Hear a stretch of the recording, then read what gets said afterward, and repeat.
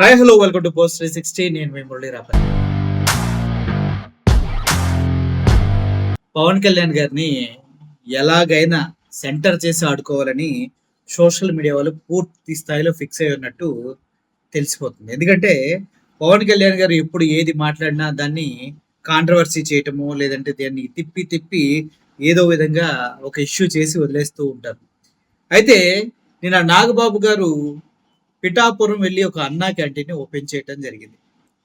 అన్నా క్యాంటీన్ ఎవరిది? టీడీపీ వాళ్ళది. టీడీపీ వాళ్ళది అన్నా క్యాంటీన్ అని ఓపెన్ చేయడం జరిగింది.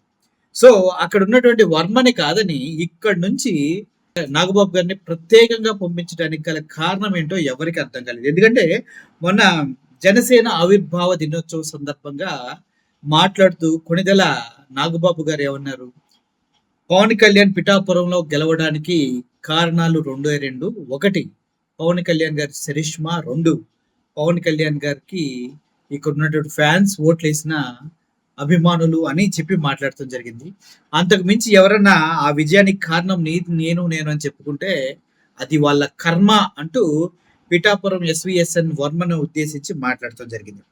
అయితే ఈ రోజు ఓపెన్ చేసినటువంటి అన్నా క్యాంటీన్ గురించి మనం మాట్లాడుకుంటే అక్కడికి వచ్చిన తర్వాత కొణిదెల నాగబాబు గారు అన్నా క్యాంటీన్ ఓపెన్ చేస్తుంటే టీడీపీ వర్గీయులు వచ్చేసి తరిమి కొట్టిన విషయం అందరికీ తెలిసిందే.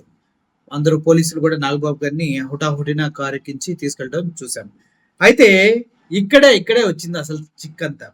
ఓపెన్ చేసిన తర్వాత ఆ శిలా ఫలకాన్ని కనుక మనం క్లియర్గా చూసినట్లయితే అక్కడ ఒక పెద్ద గుండు సున్నా ఉంది. దాన్ని మనం చూస్తే 1వ తరగతి పిల్లాడు కూడా దీన్ని కరెక్ట్గా రాస్తాడు కదా, ఏందయ్యా ఇది అన్నట్టుగా ఉంటుంది. బేసికల్గా అన్నా క్యాంటీన్ అంటారు. దాన్ని అన్నా క్యాంటీన్ నాకి దీర్ఘం లేకుండా నా కింద నా ఒత్తు పెట్టి అన్న క్యాంటీన్ లాగా చేశారు. సో దీనికి వస్తున్న కౌంటర్స్ ఏంటంటే అన్న క్యాంటీన్ కాదురా, అన్నా క్యాంటీన్ రా, ఇంటర్ ఫెయిల్ అంట. ఎంత పవన్ కళ్యాణ్ గారి ఇంటర్ ఫెయిల్ అయితే మాత్రం ఆ శిలాఫలకాన్ని ఆయన కాదుగా చెక్కింది, ఎవడో చెక్కుంటాడు. అఫ్ కోర్స్ శిలాఫలకాన్ని తీసుకొచ్చి పెట్టినప్పుడు చెక్ చేసుకోవాల్సిన బాధ్యత అక్కడ ఉన్నటువంటి ఐఏఎస్లు, ఐపీఎస్లు, లోకల్ లీడర్స్కి ఉంటుంది.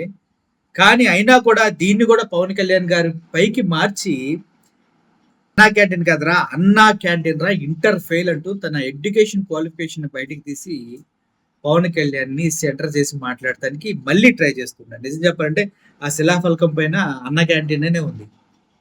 అది రాంగే. అయినా కూడా ఈ శిలాఫలకంలో ఇంకొక మైనస్ ఏంటంటే పాపం అక్కడ లోకల్ లీడర్ వర్మ గారి పేరు లేదు, టీడీపీ లీడర్.